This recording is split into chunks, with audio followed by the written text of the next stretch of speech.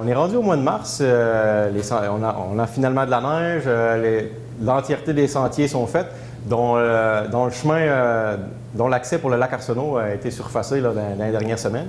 Oui, nous autres, on monte mais on sort 4 fois par semaine ici au club.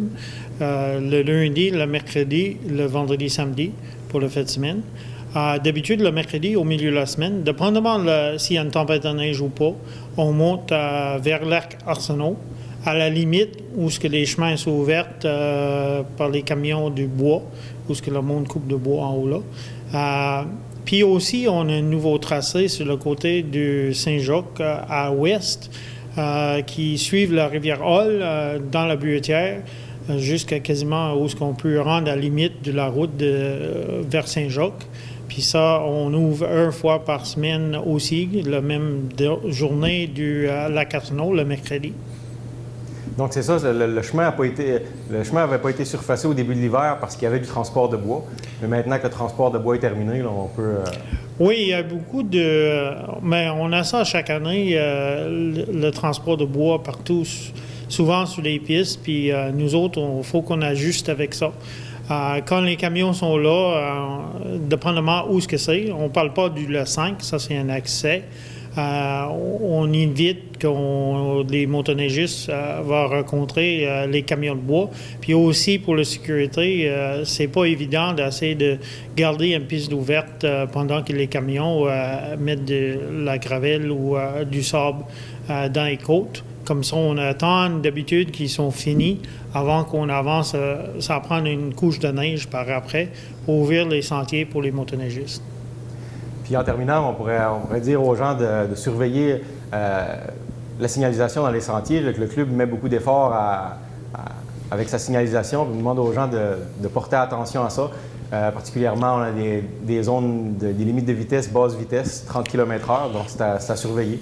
Oui, surtout regarder si c'est marqué qu'il y a un sentier ou une voie de passage qui est en péril ou en danger, puis on a réduit la vitesse de la trail. J'aimerais que tout le monde respecte ça. Si ça dit 30 km ou si ça dit 10 km, j'aimerais que le monde respecte les pancartes.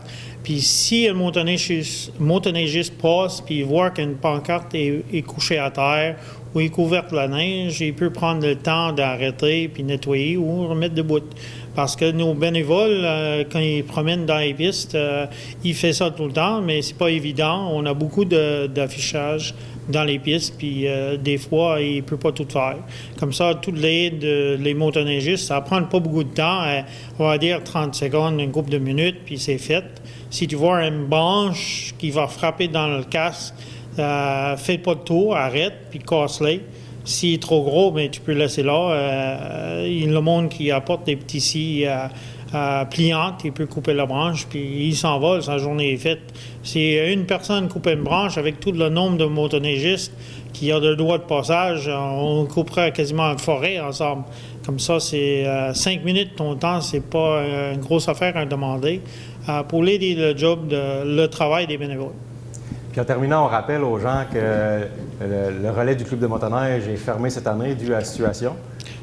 Oui, le club, on a fait une décision de garder fermé parce qu'on a regardé les options pour nous autres. C'était pas évident.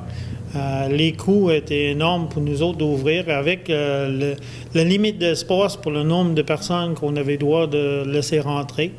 Puis on regarde pour l'année prochaine de bonne heure si on va avoir un concessionnaire pour ouvrir le restaurant l'année prochaine.